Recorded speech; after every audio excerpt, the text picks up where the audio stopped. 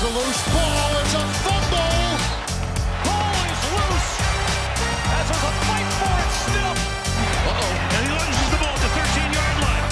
Mark Sanchez not expecting it, and it was the backside of Brandon Moore that knocked the ball out. Welcome to the Don't Fumble podcast. I'm one of your hosts, Andrews Groves, and I'm joined by my co-hosts, Mak and Alex Pang. Guys, we've watched one game. We finally got to the NFL. Week 1 has started. It's back, baby. Brilliant. It's back. I know. It's It was good. It was surreal. It was surreal watching it. You know, you obviously see the fans, the half-empty stadium, but it was just to see the game, to see all the action and all the players we've been looking forward to watching. It was just great watching it, and it was a good game with some great players. Yeah, we're seeing a shift in that Chiefs offense, are we? Are they going to run the ball?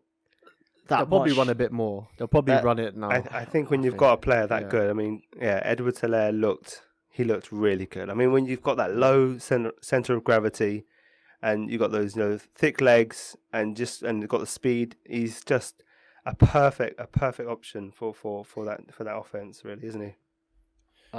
I think another reason was Texans were scared of Tyreek Hill. They put their two safety much further back, and it's just but pick you're going to poison, see isn't it? every No. team do that against them, though. Yeah. So that's the thing. Like, they might have probably one of the best offenses we've seen since the 07 Pats and that Denver offense as well. With Manning, yeah. You're probably right. They're going to be so explosive. I think even better than last year and the year before. It's going to be just so difficult. I mean, you see what Houston trying to do, but it's almost like they were missing a number one receiver. They had some options, but it's kind of, I know it's hard to get one, always have a wide receiver, but it's I know that's the point I'm making. Is like it's but David Johnson, David Johnson looked great last night. I wouldn't say he looked great. I think he looked good. I think the problem is that it's always going to be compared to what they don't have now with Hopkins, right? Like if you had Will Fuller looked pretty good. I think he's a good player, but if you pair him with DeAndre Hopkins, they both are better because they take away, you take away the coverage from Fuller to Hopkins, then Fuller can then use his speed. But their problem last night was they couldn't block the blitz. Like, they couldn't handle the blitz. No, I mean, Frank Clark was just beastly as well. Literally. So it's just, I just think that in that time when Deshaun Watson's looking for someone to be reliable, to be there. That safety net. That's gone. He hasn't got that now. And I just think that the trade-off for what they got with David Johnson, I just don't think it's worth it. Like in terms of overall, I think that like a Carlos Hyde or something showed like he got over 1,000 yards last year. Showed that you can in that offense you can still do it. You don't have to be a special back. The way they generate chances for the running back. But you got to remember they couldn't pay Hopkins. But they end up taking. They couldn't pay him. I know they ended up taking the David Johnson contract, which is still, I know it's less, but it's still a big contract, and I know they got obviously the salary cap still matters. You got to remember that, and they couldn't pay him. But I think this obviously all went down, before we knew what was the extent of the virus on the NFL in terms of revenue and how that affect the cap. So this is, if you're thinking about the cap pre-COVID, the cap it's never really an issue. You can always make things work. So I don't really buy that they couldn't pay him. It was more, what the rumblings is that his relationship, DeAndre Hopkins' relationship with Bill O'Brien wasn't great. And so he was like, well, it's not going well and I can get something for him and I prefer to move on. And that was it really. So I think they did miss him, and we'll see. I think against less impressive teams, I think Houston Texans will be good enough to beat quite a few teams. I think the defense looked okay at times. I think that the defense was decent because of the plays that was drawn up. They weren't talent-wise, they weren't that special. They confused Mahomes quite a few times. Yeah, they confused him early on. Yeah, I think midway through the first half, you Mahomes and pretty much saw what they were doing. Like, because It did look a bit more comfortable after a while. Yeah. like just like what was crazy was like end of first half, Pat Mahomes got the ball with 25 seconds left and marched it down the field and was in range for a touchdown. But two Zach Cunningham fouls actually took away all the time. Literally took away the time. The two fouls actually took away the time for them to reach the end zone. But So it's kind of a good thing for like is actually Mahomes, I don't know Mahomes whenever he wanted to, whatever he wanted to do, whenever he wanted to do it, he was able to do it midway through that first half and throughout the rest of the game, really. So it's actually scary what they're gonna do on offense this season. Yeah, It's actually, I think they're I'm just actually going to be really worried. such a tricky matchup. They're going to be such a tricky Yeah. matchup for any team. And like I said the other day, you're going to have a really well-rounded team. Is going to be the only team that can really match them because you've got to be able to stop them as well as put up points against them. And and they showed the defense is solid. Yeah. You know, so they're really. But we're seeing a team. shift with them though because they ran the ball quite a lot Yeah, this game as well. So they're really trying to control the clock, the time of possession as well. You can see an emphasis on that in what their philosophy is this season. yeah. So they're going to be great, and they can score at will, isn't it? Exactly. That's, what it is. that's the thing. They can control the clock, but then if they ever have to chase it, you know they've got the weapons. You know, Yeah. with Tyreek and Sammy Watkins, they can chase. They can go long and really quick as well. So they've got the flexibility to play how you want them to play, how they want to play compared to what happens in the earlier part of the game. So no, they're going to be. I think that they stand as good a chance as repeating as anybody has because I think there's just without a lot of changes and how good they are, I think they just going to be another favourite in this league. But go on. They What you guarantee they want definitely want not to get too political, but just before the game started, there was a little moment of unity, and during that little moment of silence, it was very audible even through my phone where you can just hear the boos from the crowd. I wanted to ask you guys how you guys felt about that. Well, it's kind of silly. I mean, 1 minute they're booing the same people that they're cheering them to play to play football and to score touchdowns and all that, but then they don't want to respect the message that they're trying to prove out that actually is important to them and is important in general. Like it's kind of it shows a complete disrespect for these people as they're just here for your entertainment, as rather than actually respecting them as human beings. And some people just unfortunately have that opinion. It's just one of those things. It's just you're gonna see it this week and going forward. There's just gonna be a lot of people who are going to be booing these people, and then as soon as the kickoff happens, they'll be cheering them again and just ignoring what they go. You know, they just say stick to the football and just not regarding them as actual humans. You know, and that's the issue. That's what they discuss, and they can wrap themselves up in whatever other issues, saying they're disrespecting the flag or anything like that. But it's been clearly demonstrated and said about that this is not about that, and they just want to make it about that so they can kind of make a point. But it's a shame. It is a shame. Pretty disgraceful in my opinion. Yeah. I think. But I don't know. I mean, like, I don't believe this, but this is. I think Americans would see that they believe that they're more patriotic than we are as in UK, aren't they? So they feel that on that national anthem is about us paying respect to the. I think they are. Well, I mean, they pay. Well, we've recently had had protests. Well, I mean, they. What? Say that again. We've recently had protests ourselves. On what? Well, Black on our Lives Black Matters. Lives Matter marches as well. Yes, but what my point Like is the that they are that during the national anthem they see it as their way of paying respect to the soldiers that fought in the Second World War, and they feel it's disrespectful in that sense,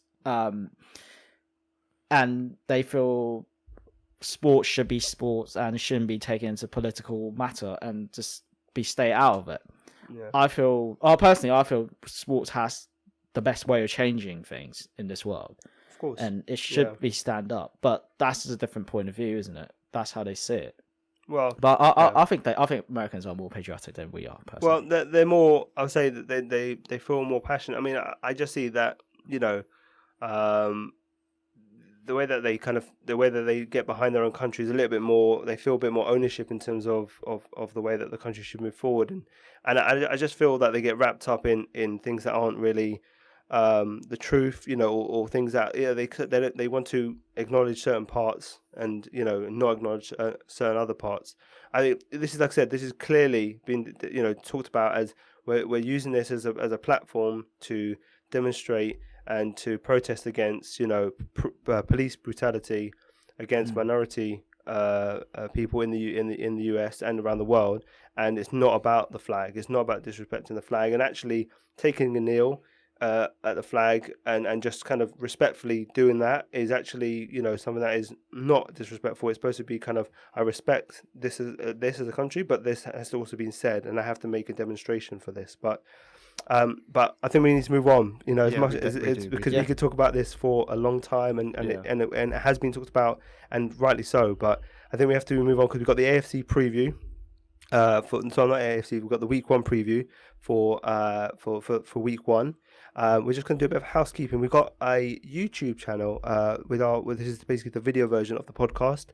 You can find out if you search for Don't Fumble Pod or Don't Fumble Podcast on YouTube. You'll find it. We're also on Instagram, Twitter, and Facebook at Don't Fumble Pod. So yeah, come and join us there, and we can have a bit of discussion with anybody who's listening on the conversation. But to kick off for the Week 1 games, we're going to talk about the Chicago Bears at the Detroit Lions. It kicks off at 1 p.m. Eastern and 6 p.m. UK time. And so, Henry, what do you think about this game coming up? I don't know. I mean, this personally, I feel both these teams wouldn't be challenging for the division. Well, you never know.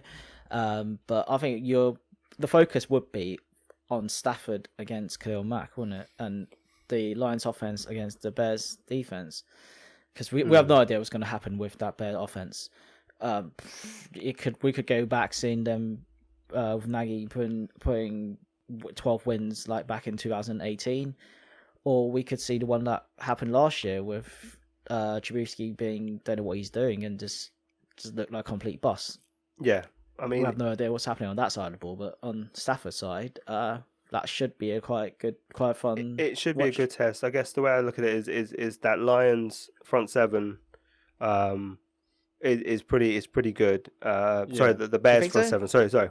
The Bears front seven is really good. Okay. I got the Lions still got a decent. Yeah, the Lions have got a good offense. Yeah, but the one I'm looking for is that Bears front seven with Khalil Mack, and Robert Quinn coming off the edge, Akeem Hicks in the middle. That pressure they're going to put on Stafford. Can Stafford and can the O-line improve enough and give him that protection that he can get the ball down to get the ball off to Golladay and Jones. I think that's what you're looking for, and that's going to dictate the game. I think on the other side of the ball, it's going to be a bit more quite evenly matched up. I think they've both got some good things and some lacking parts as well. Obviously, the Lions aren't starting Jeff Okudah from what it looks like from the depth chart, so he's obviously going to be sitting, and that's again not ideal. But they've got to pick the right people to win the game until the rookie's ready. Alex, what do you think about the game? I'm very interested to see if Stafford can pick up the blitzes from the Chicago Bears, because they can bring some heat, man. But I think the Detroit Lions should win this game. Personally, I think on defense they've got enough to handle the Bears offense. I think, but it'll be a. I think it's going to be one of those defensive games where the defense just smothers the offense on both sides of the ball. So on both sides, or poor offense from the Bears.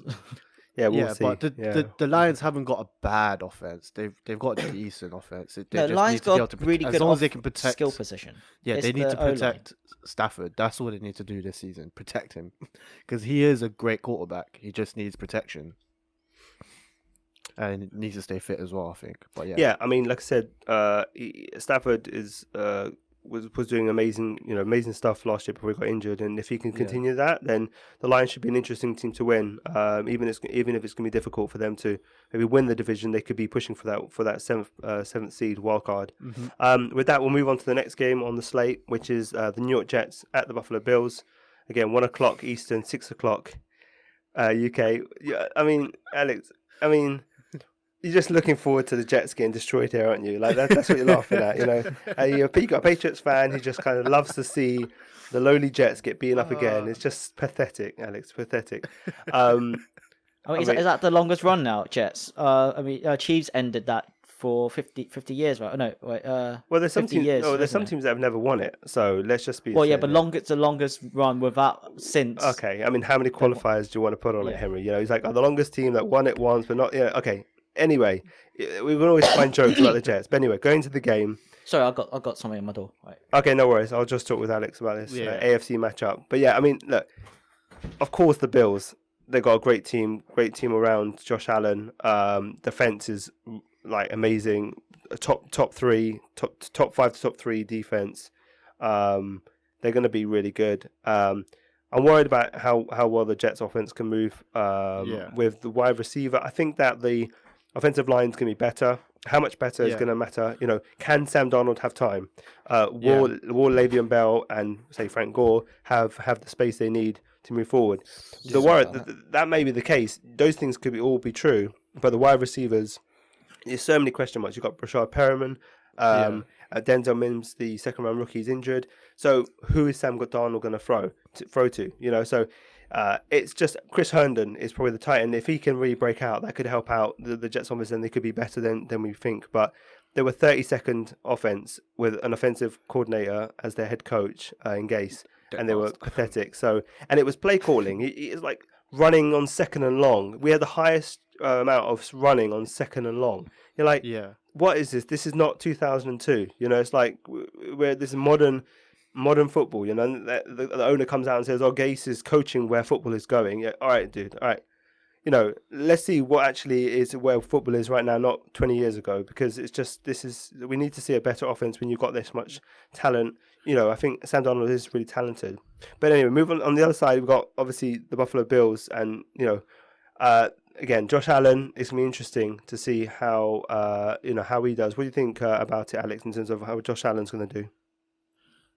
It'll be interesting to see because the Jets have got a decent front seven. So yeah, what I would like to see, I personally wouldn't like to see, but as a general fan, what you'd like to see from Josh Allen is a development where he's able to, like, just the intellectual development on the field where he's able to pick up what the defense is showing and is about to come with. So because he's in his third year now. Yes, he's in his third year. Yeah. So now is the time where you really want to see a big improvement in the cognitive side of the ball, of his footballing side. So yeah, it'll be interesting to see because we already know he's got an arm. Yeah. But now it's just see it. Now we want to see. Can he run an offense with consistency and can he pick up where the blitz is coming? Can he move to protection? Can he pick the right option if he needs to throw to the check down if he has to? Yeah. Now it's more about we need to see what you actually are as a true quarterback leading your team. Yeah, you got to see it. Because the Bills have the team to go far. They just need a quarterback to lead them now. Yeah, you don't want to see a Blake Bortles situation. Yeah. You want to see something better. As a Patriots fan, as a Jets fan, the same. But if you're a Buffalo Bills fan, you don't. You want to see that improvement from him and him being more of a, a consistent quarterback who can kind of run the offense, not just have these flashes of athleticism where he can, he can make a play. You want him to, do the simple things well as well. I think Jets are going to look to get him to force the game onto Josh Allen, isn't it? Yeah, I mean Greg Williams is he loves to mix up and he loves to send different things and he loves to bamboozle the quarterback. And he does a really good job of it. So, I mean, when you have Jamal Adams, it gives you one of the best tools to do that with. Without him, they may struggle to do as well. And I worry about the pass rush for the Jets in terms of they just have no one out there to actually pressurize, and I think Josh Allen will have probably a bit too much time. Do you think they'll win? Do you think Jets have a chance to win? I think the Jets have a chance to win, but I think certain things have to go right, and they would have to play better than what I expect them to. I don't expect them to win, but I'm not saying there's no chance. I'm higher, obviously, as a Jets fan. I'm going to be higher than the national perception. But we'll see. It all depends on how well the offense does, because I think the defense will be solid. If the offense can be improved, if Sam Darnold can take a leap, if Chris Herndon can be a top tight end, prospect, which he looked like potentially could be a couple of years ago. There's just a bunch of ifs, but if those things fall into place, then I think the Jets will be better than people perceive them to be. But with that, we're going to move on to the next game, which is the Philadelphia Eagles at the Washington football team. Which is we have a laugh every time. Yeah, every time. It's the an ongoing joke. Anyway, 1 p.m. Eastern, 6 p.m. UK. What I'm looking at for is Carson Wentz is great, but this wide receiver situation constantly. He's without Alshon Jeffrey, without Jalen Reagor, the rookie. They're gonna have just Deshaun Jackson, but it's just again, it's going to be the Ertz show, the Goddard show. It's, tight end heavy offense. But it's just an interesting thing to see that the Eagles again with their injuries. It's just it never stops really. But against Washington they have a good chance to get off to a good start. Seeing Chase Young starting, rushing. That's gonna be a lot of fun. Carson Wentz, isn't it? Yeah. You have Sweats there and Carrigan. Yeah, Montez Sweat. They have a lot. Chase Young in there. They've got a really good the sneakily. They've got a really good front seven or that first that defensive line. That pass rushing is that pass rushing unit is really good actually, and I think so. I think Washington are going to be better. It just depends on the offense. How much Dwayne Haskins. Can he elevate the team to run an efficient offense to pair with that decent defense? And so can they be one of the kind of mid-ranked teams? We'll see. But they've got some exciting players. Like I said, we talked about Antonio Gibson at running back, and obviously Terry McLaurin at wide receiver. Interesting players, and against Philly D, which is probably not as dominant as it's been before, but still. I think it's more opportunistic. That's what their D is. What, the Philly? Yeah. But rather than dominant. They're not dominant, but they're a solid defense, and they're no mugs. And I think that it's just going to be. I think that Philly will end up being too good. I think the difference between Wentz and Haskins will probably be the difference in terms of the quarterback play and running their respective offenses. But it should be a good game. It should be good. I'm just so excited for any games. All these games look good to me because you just didn't think it's going to happen, and so just so happy for it to all be back. But with that, I think we'll move on to the next one because we've got to get through these games. Yeah, Cleveland at Baltimore. Cleveland Browns at Baltimore Ravens. Kicks off at 1 Eastern, 6 p.m. UK. And what things are you looking at, Alex, for this? I think it's the quarterback battle you're the most interested in, I think. Yeah, the third year quarterbacks again. Yeah, but I think... I thought you'd be jumping on the OBJ. No. That's a topic for another discussion, I think. Yeah, we won't bring up the OBJ stuff, right? Yeah, we'll leave that in other areas. Yeah. Yeah, I think it's the Baker Mayfield versus Lamar Jackson show I think with that. So we'll see.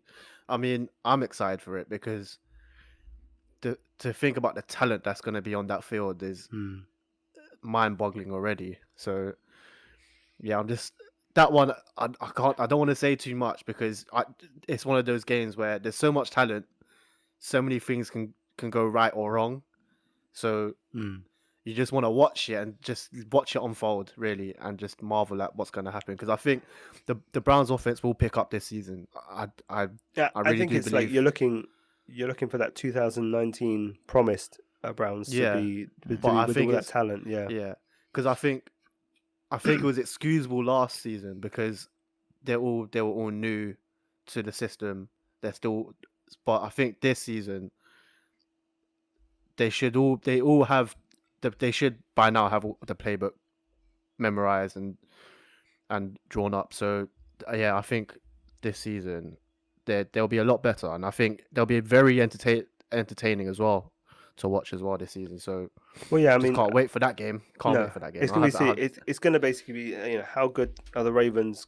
Will they continue to improve? Or will they be as dominant or close to it as last year? And the difference between the Browns and the Ravens was huge last year in terms of, I know that the Browns did beat the Ravens last year, but overall, when you look at the season play, the Ravens were so much better than the Browns. When you look at the talent, it's actually pretty close. I think it was just the quarterback play and I don't know. I think talent-wise, on paper, the Browns have a better offense. I think you look at like Yeah, individual no, star but then- names, right, rather But then than you kind of got role players. The thing is the way offenses run now, the quarterback matters so much because their playbook, like the plays are drawn up specifically on the quarterback, so on their abilities.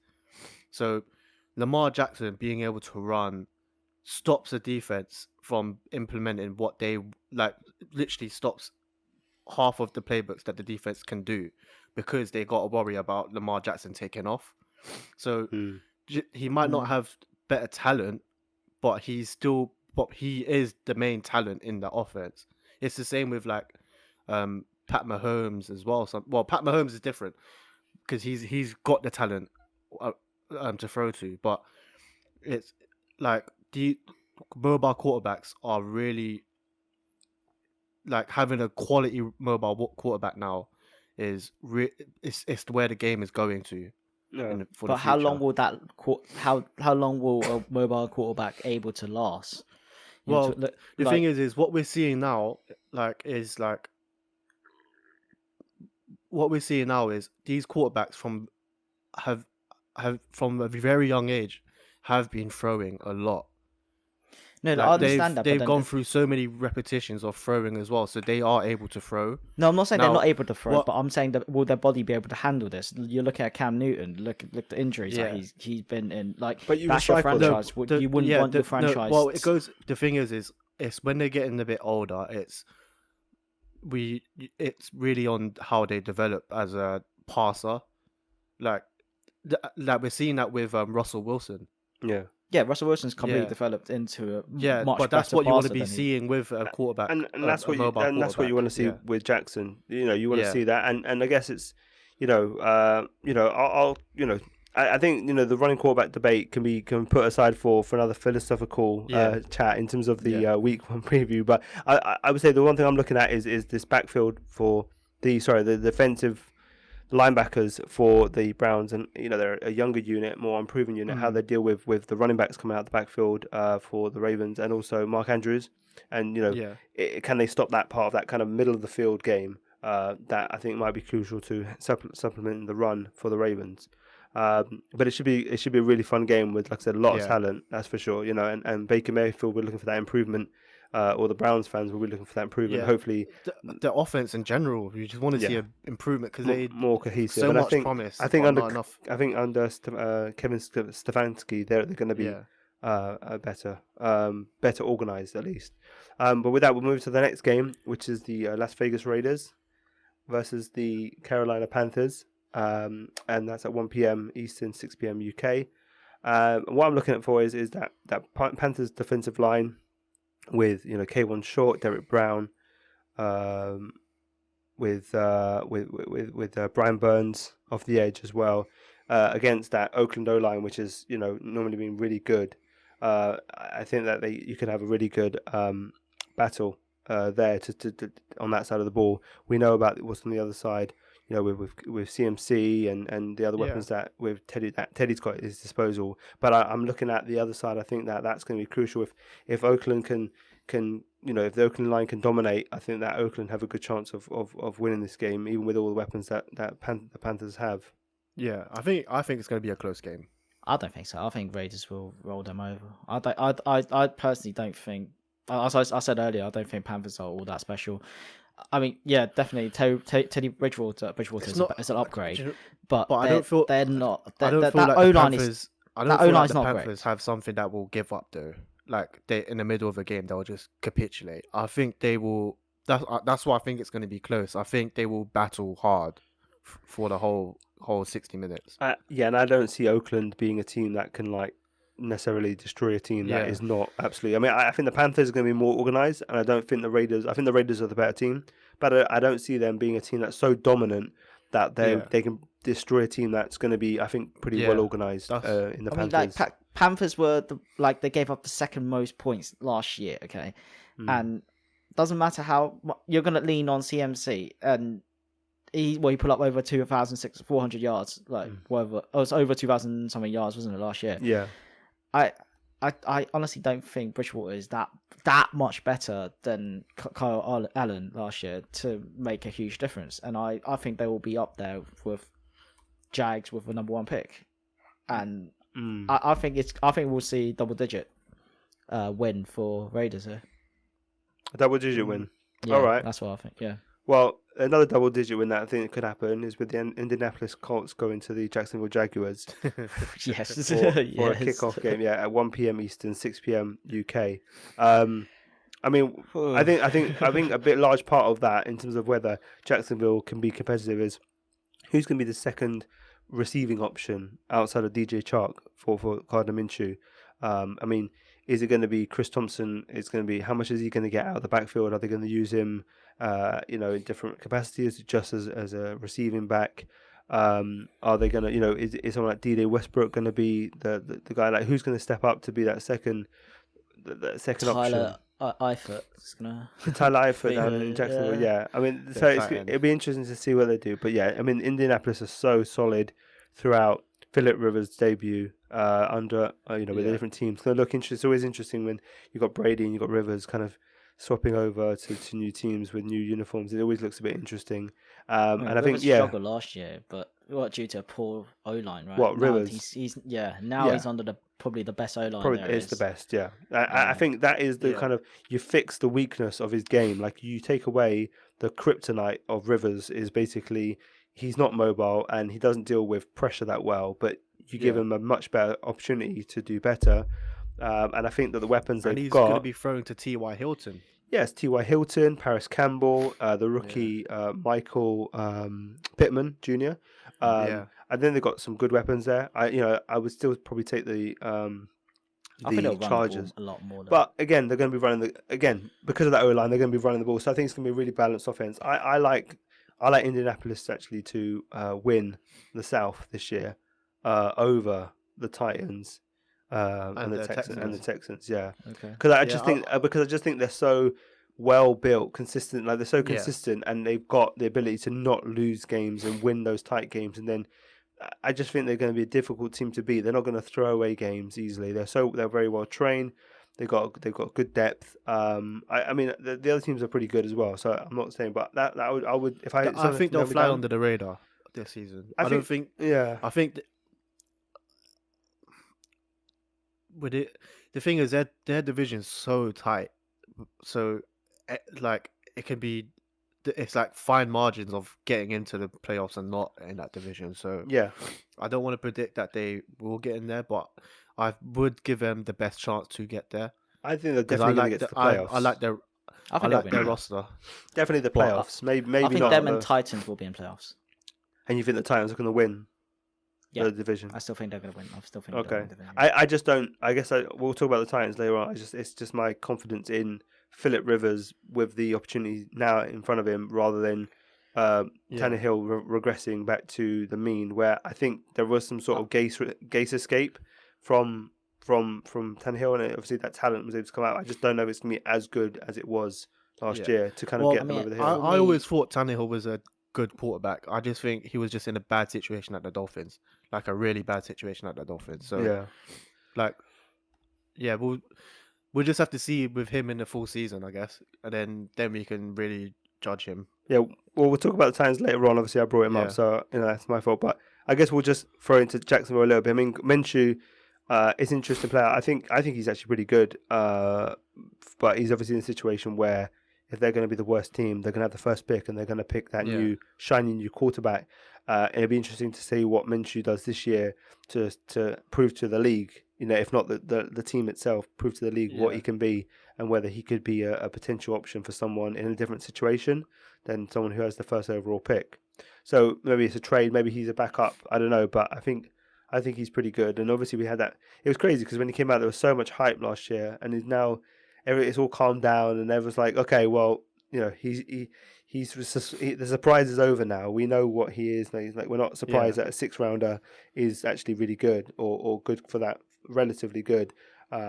It's now, let's see how well he can do now to prove to the team and the league. Can he lead a team? And especially this one that's this bad. But but we'll have to see.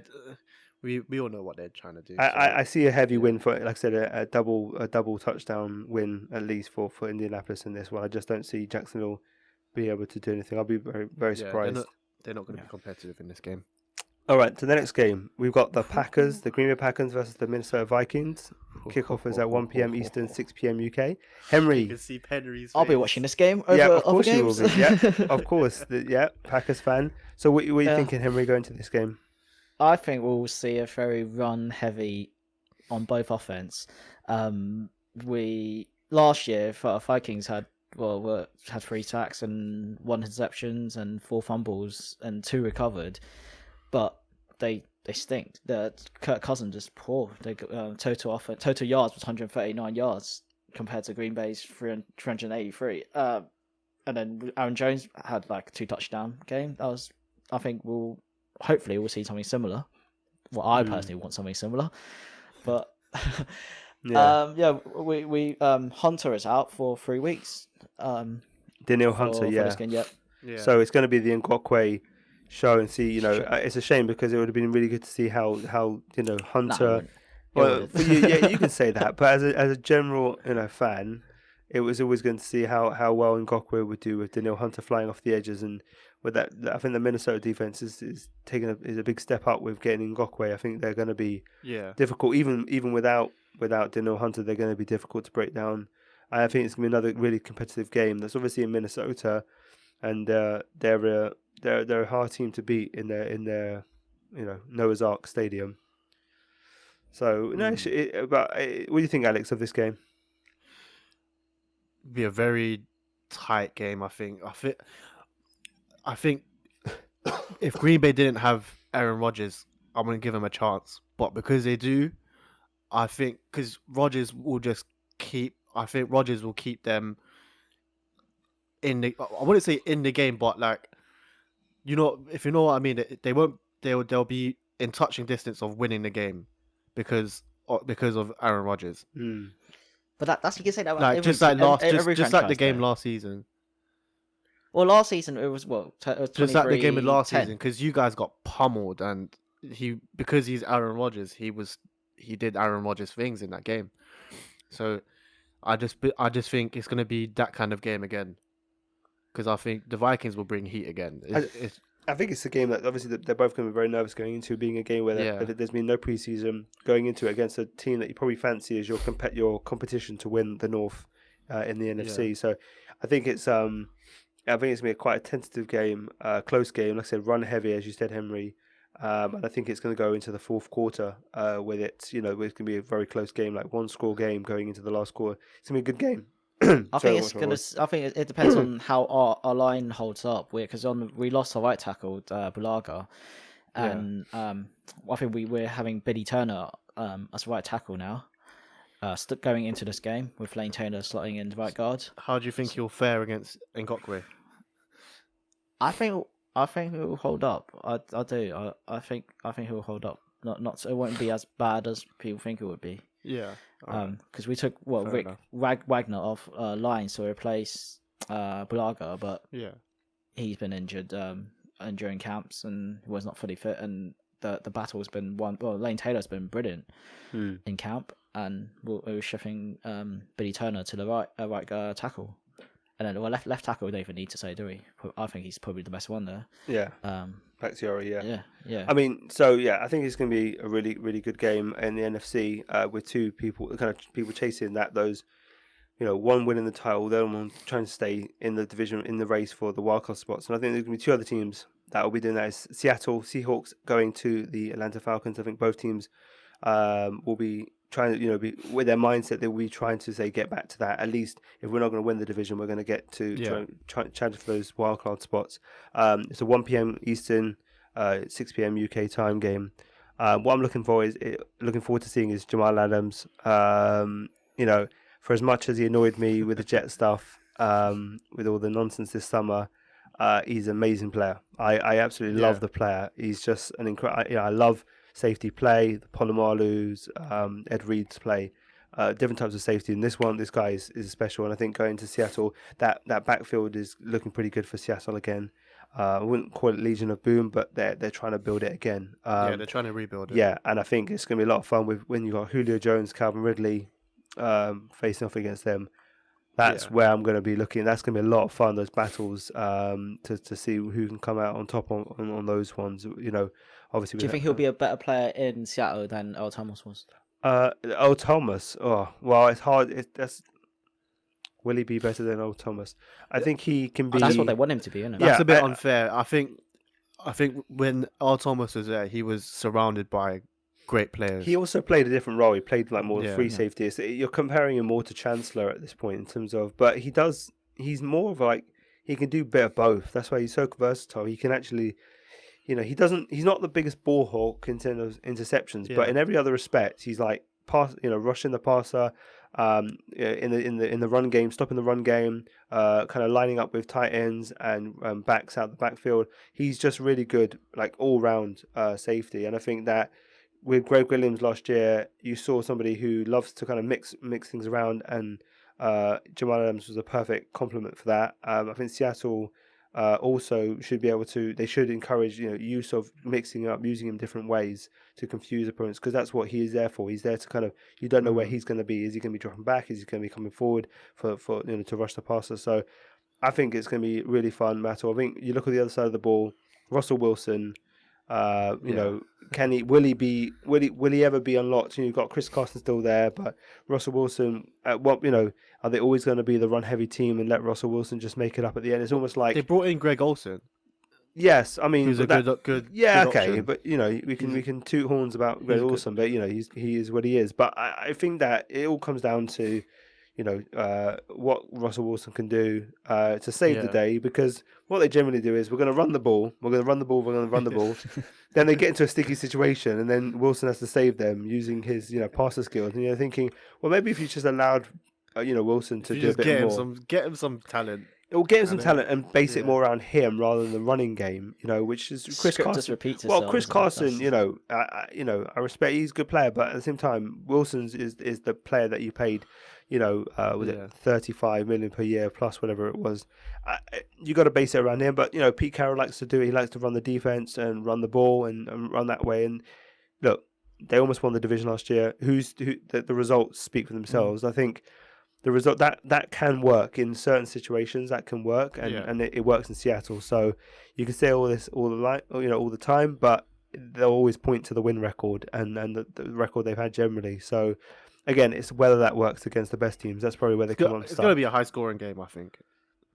Yeah, I think so. I think it's going to be a high-scoring game. I think I would say I'll probably. probably agree. Yeah, it's going to be some. I think there's going to be some big points coming out. But I do think both defenses should be, like I said the other day on the NFC show with Keanu Neal. If he can come back and be a good safety, that should help them solidify in the backfield for Atlanta. And I think Atlanta are going to be a decent team, better than they were last year at least. Yeah. But anyway, we're going to move on to the next game. Alex, this is one for you. We've got the Miami Dolphins going to Foxborough to face the New England Patriots. Kickoff is at 1 p.m. Eastern, 6 p.m. UK. And I guess it's, what are you thinking about this? Just excited to see what the play calls that they on offense that we're going to use With Cam Newton now, yeah. Yeah, I'm just, because we haven't ever seen it in a while, like in the Patriots uniform. So Never, no. with the Patriots. So can't say what we're gonna run with or like go with, but I just know that we're gonna have a completely different offense. Compared to last season. I think it's quite fun actually for Patriots fans. As much as success as you guys have had, and someone who's as an NFL fan, I've my feelings on them in terms of being so good that they're boring.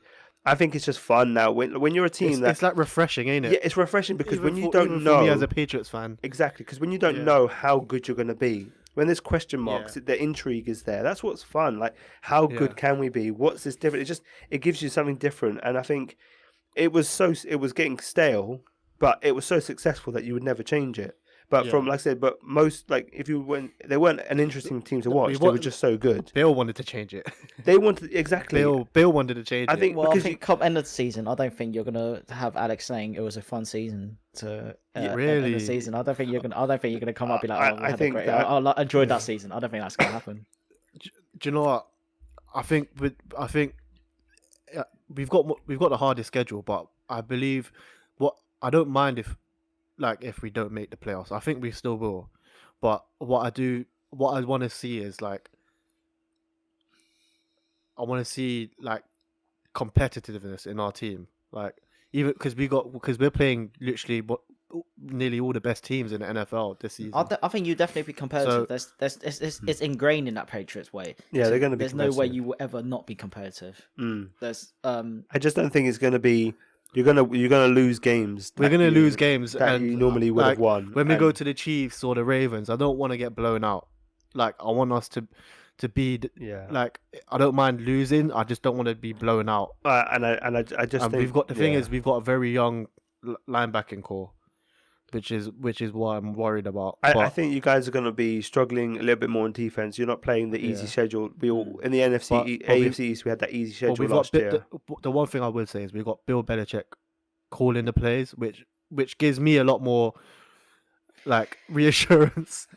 Yeah, but at some point, Because if there's one guy that's gonna lead your team when it comes to play calling and defensive side, you'd ideally want that to be Bill. So I think so. I mean, you guys are going to still be solid. I just think that again against the best teams, when you talk about KC or the Ravens, you know those teams are going to expose the fact that you aren't as talented, no matter how good the coaching is. When you face teams down, let's roll back because Miami, look how good. Okay, let's roll back to Miami. Let's roll back. We're not going to go too far ahead. Exactly. So we talk about the Patriots. Exactly. You're right. So we're talking about the Miami game, right? So it's the first time we're going to see that offense for the Patriots. With Miami, obviously they've announced Fitz as the starter, and so we continue what kind of Fitz we're going to see this year. Last year was Magic. Let's see what we have this year. Has Fitz ever beaten Patriots side? No. He's been on. I don't believe so. He's been all the other 3 AFC East teams. Yeah, but he hasn't never been none on the Patriots. No, I don't believe so.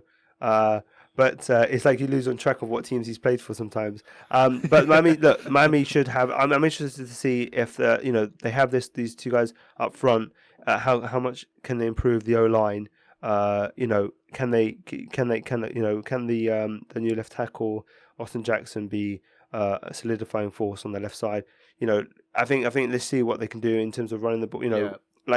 They were just lacking options last year. They just didn't have much going, but they just played with sheer pluckiness. They got those wins, and Fitz doing what he does when he's on his magic run. I think I think this game will be quite a lot closer than I think it was. I think it will be, but year. I think that I think the Patriots will outrun it this. It could be close. Yeah, it could be close, or it could be Cam Newton is Cam Newton, and we obliterate them. That's what's you say that, but then I don't know in terms of wide receivers. I mean, Cam can he run? Who's he going to throw to? Edelman, and then N'Keal Harry. Okay, but this is all unproven. You talk about N'Keal Harry, I can give you a Denzel Mims because N'Keal, like I said, what I'm saying is that you got to acknowledge that as much as the coaching's good, there's so many question marks with the team overall in terms of talent that you could throw at. Wide receiver talent's really bad. But, I mean, what we're hoping is Cam Newton can work with that. But he's not. He's not a be on. He needs more than that. I think Brady can get more out of less. Brady didn't get anything out of that. No, but I think Brady's someone who can get more out of less, just purely because of his cerebral way of playing. He can kind of find these kind of little matchups and stuff. I don't think Newton can do that. I never doubt where the Patriots are going to be in terms of. I never want to say they're going to fall off or anything, but this is probably the legitimate year where you can make a case for it. But I think Miami are going to be, this game is going to be more competitive, and it's going to show that there's been improvement in Miami and probably a lack of, kind of aggression in New England. Yeah. But we're going to move on to the next game. As much as we want to talk about the Patriots forever.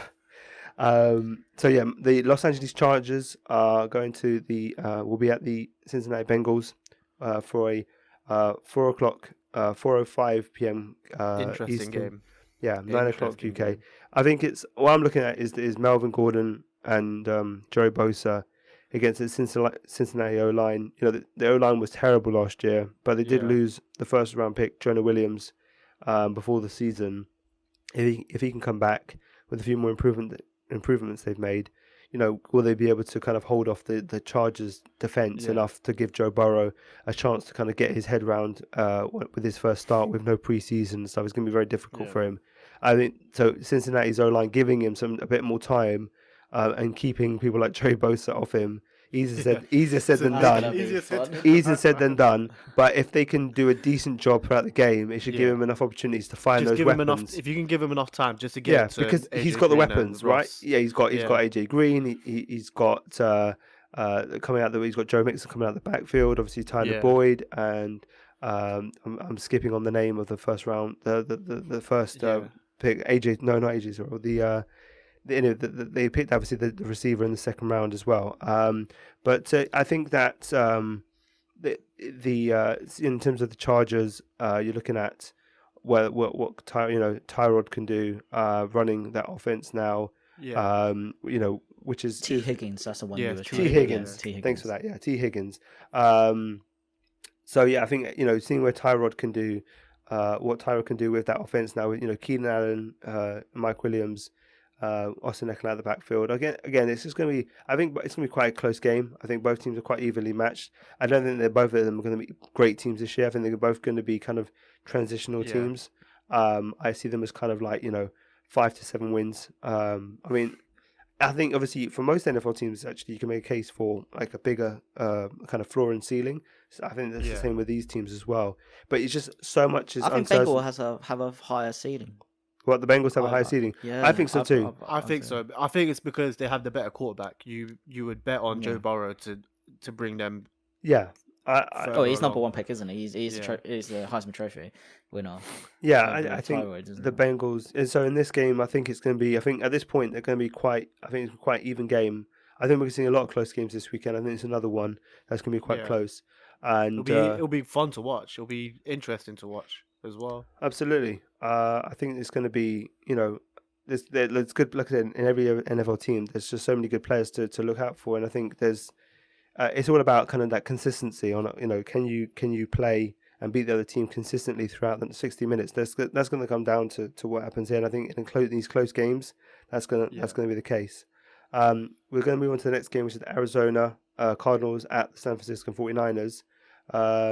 It's a 4:25 p.m. Eastern kickoff and a 9:25 p.m. UK time. I guess what we're seeing is whether we can see, with what's happening over in the West Coast of America right now, in terms of, is this game going to run? Everything's on fire. Yeah, I mean, that's it. It's like, are they going to be able to run this game with obviously what's happening right now in the area? From visibility point of view, I don't know. We'll see how things work out over the next couple of days. But that's going to be an interesting thing to look out for. In terms of the actual game, the person I'm looking out for is what can Javon Kinlaw do, replacing DeForest Buckner, who's went to the Colts. They've obviously picked him in the first round, want him to kind of replace the guy they sent out to the Colts, and we'll see how he kind of fills in, but that, to keep up with that dominant defensive line for the 49ers. Yeah. Ooh. It's going to be... I think the Cardinals, they've got a good spine, but I just think the 49ers have a complete team. So I just feel like it could either be I don't know, because I can see the 49ers just straight up mauling them. They're going to try and run the ball like how they were last year, just run it down the throat. But but as in, I feel like they can just get to Kyler Murray at ease as well, if they ever want. But then, I don't know, it really depends on how well they can protect Kyler Murray. The way you're saying it sounds like calamari, like the seafood. Calamari. No mind. Okay. Okay. I never heard it that way, but the way you're saying it, it just made me laugh. Anyway, so I thought you saying Kyler Murray. It's like calamari. So that's interesting. Calamaris. Anyway, that's gonna be a little in-joke going forward. But no, I think what you're saying is true. I think that the 49ers have much more depth. They're a much more complete team. I think the Arizona Cardinals are going to be much better than they were last year, but they're still building. I think they're still improving. I'm excited to see the Swiss Army knife, first round pick for the Arizona Cardinals, Isaiah Simmons, and seeing what he can do and how they utilize him. He's such an incredible athlete. It's going to be a lot of fun to see what he can do against the 49ers. I mean, I think 49ers, if Cardinals can force the ball onto Jimmy Garoppolo, then I think they'll have a chance. I think that's the weak spot there. Yeah, for it's 49ers. the Jimmy G holding the back yeah. situation. It's interesting to see how well we can do when it's put on his shoulders and when the running game gets stopped. But I don't know if they'll be able to stop the running game. Thing on Jimmy G. I know. I don't think he's as well. You still think he's the most talented quarterback there is. No, I still has didn't say he's one of the most talented, but I definitely think he's a lot better than what you think he is. Well, I don't think he's terrible, but I think I put him in the same category as the Kirk Cousin. Or David Carr. Oh no, Derek Carr. Oh no. I think so. I think Derek Carr's a better quarterback. In my opinion. No. Well, you're kind of hating on. Look, you've got your bias, Alex, with Jimmy Garoppolo. I've got my little bias. Henry, you've got your bias with Kirk Cousins. So we've got to try and take them out of this discussion a bit because comparing him to them. I mean, I've got my bias on Garoppolo to Kirk Cousins. Oh no. I think Jimmy Garoppolo is there. No. Jimmy Garoppolo. Would you say he can be the Andy Dalton rating? You know that how Andy Dalton used to be the mediocre quarterback. Yeah, the median of all quarterbacks. Yeah. I think Jimmy Garoppolo is something like that. I don't think he's all that. If you're gonna compare Jimmy Garoppolo, I would compare him to what's his name from the former Ravens quarterback, Joe Flacco. Yeah, like when in terms of his place in in terms of never not being a top 10 lock, but like guy who floats around that. Not from a player point of he view. can have games where he just lights out, and he'll have games where it's like, all right, we needed you this game and you weren't there. I just think again, it's going to be. I think he's a lot tidier than Joe Flacco though. Yeah, I just think what you saw in the Super Bowl is, the 49ers can be a great team. And if the 49ers as a whole team capitulated. Yeah, but I just think they're not the only team that's done that against the Chiefs. So, but obviously, I think the game's on the line. I don't think he's the guy that you want there to be. But let's move on to the next game. Yeah, I mean, the one thing I'll say about the game is obviously the debut of DeAndre Hopkins in probably going up against Sherman. That'd be a good game. That'd be a good matchup. Those two guys. The next game, Tampa Bay Buccaneers at the New Orleans Saints. It's a 4:25 p.m. Eastern kickoff, 9:25 UK. I'm looking for that Saints cornerbacks. This is the most juicy game. This is really interesting. What will Brady be? What will Brady be in Tampa? That's going to be so much fun. But I think you look at the matchups. I really like where the Saints cornerbacks with Lattimore and Jenkins match up against Mike Evans and Godwin. But the real question is can they cover Gronk? Oh, get out of here, man. There's two questions. There's two questions. There's two questions. No. I'm being serious, yeah? Every time goes back to can they cover Gronk, and what Gronk are the Buccaneers getting? That's the main two They're getting questions. probably a guy who is still not... He's not old Gronk, but he's well-healed Gronk, as in he's had a year off. So he's not injured. Like he wasn't like where he was 2 years ago. But I don't think he's going to be peak Gronk. But he'll get like his red zone opportunities. But I just think you got to also factor in like they're going to bring in the other. They've got another good two tight ends on that team. I just think, and I don't think. Is he even starting? Is he even going to be the starting tight end? But look, I'm telling you now, knowing Brady, if they can't get anything going on offense, he will demand Gronk to be there because Gronk will know what Brady is seeing on the field. I think that's something that's very underrated. Like, Gronk might not be there physically, but mentally he will be there with Brady. I'm telling you. Okay, I just think you're seeing it again through kind of Patriots.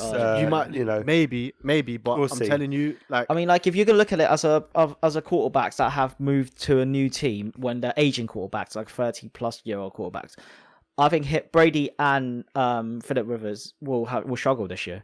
it's a new offense. It's not the same offense that they're used to. It's something they need to learn a new playbook. And when you're so accustomed to something for over so many years, they will struggle. I think Saints will bet much better side, both sides of the ball, and I think they'll win this game. I think they'll be able to handle that supposedly brilliant Buccaneers offense with Brady. And if you without any, I mean, I think you'll see a much better Bucs offense come week 5, 6. Yeah, compared to now, where they have no preseason games or anything like that. I think with the wide receivers, what I'm worried about with the Bucs is they're just not on the same page as Brady earlier on. Or Brady not on the same page with them. Not, he's not. I mean, yeah, he can't throw it downfield. He lost like 10 yards downfield. Brady's a quarterback where if you're not there, if you're not doing what he wants you to do, he's not throwing it to you. Yeah, I mean, he'll rather just tuck it in and take a sack. Well, we'll see what Brady does. I mean, we could talk about all the Tampa Bay stuff all we like, but at the same time, they're facing the Saints, and we got to remember that the Saints are great. They're probably the NFC equivalent to the Chiefs in terms of like a team that's consistent, high-powered offense who haven't had a lot of turnover. They brought in a few other players. I know they got Emmanuel Sanders, who I sneakily really like as a number 2 guy. I think that's a great signing. And I think that I'm glad I've got him on my fantasy. Yeah, I just think they're going to be. Just another really good year for the Saints. Yeah. And so again, against Tampa Bay with all the hype, against one of the best teams, it's going to be it'll be a good shootout. It's going to be one of the most fun games. To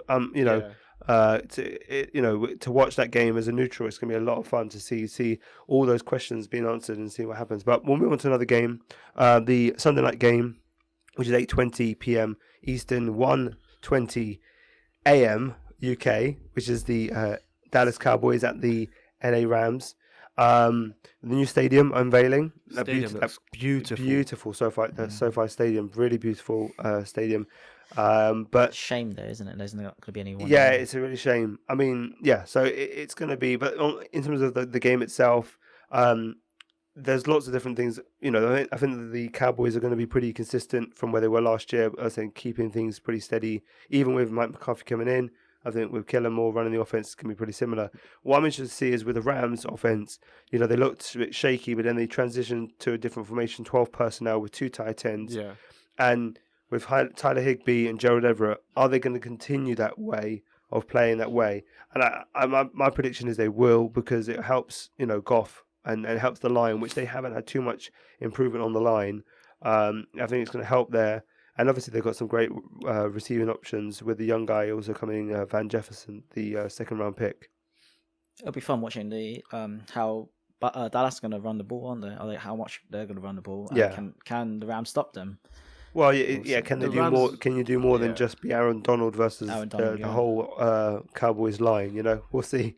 But it should be, again, another good game. This is always going to be the Sunday night. As much as you think, the Sunday night game, normally you thought it would be Tampa Bay and New Orleans. Obviously, they looked at Dallas going to that new stadium, and they're always going to pick that one. But I think it's going to be another good game. But I just think that the Cowboys will probably they'll probably have too much of them on offense. I know the Rams. Yeah. I just think that the Rams are still kind of doing that mini transition, like where they were. Yeah, I think they are as well. They're kind of like figuring out what they need to do, and I think that the Cowboys are coming in with a little bit more of knowing what they want. And I think with Zeke, and then you have Dak throwing to a Cooper and Gallup, and now CeeDee Lamb. I just think they're going to have too much talent, while the Rams are, kind of limited on defense, other than Ramsey and obviously Aaron Donald. Yeah. But it should be a good game. Like I said earlier, I'm interested in all these games. Nice to watch. It'll be nice to see what happens. No, and the Rams, like I said, with the Rams,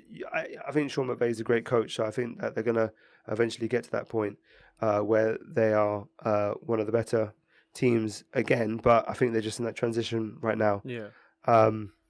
So with that said, we will just take a break. Henry, you got a meeting? Carry on. We've got 6 minutes. Finish it. We'll finish DC. Let me jump into this so that I can do the edit. Okay. Yeah. So the next game on the schedule was the Pittsburgh Steelers at the New York Giants. It's a Monday night kickoff, 7:10 p.m. Eastern, 10 past midnight UK, and it's the return of Big Ben versus that kind of pretty lackluster Giants D. And with one of the best defenses that the Steelers In the have league, versus what Daniel Jones, Danny Dimes, and Saquon can do against that D. I think it's for me this is probably one of the more lopsided games, only because while I think the Giants are better than say Jacksonville, the Steelers I really fancy the Steelers to be a really good team this year. Yeah, Steelers are very complete, I would say. Yeah, I think as long as very Big Ben, dependent on how Big Ben absolutely is. I think if he's back to being, I would say 2018 form, but if he's basically nearly there, then they're going to be a very, very good team this year. A very good team because the defense is going to carry them. The defense almost carried that terrible offense into the playoffs last year.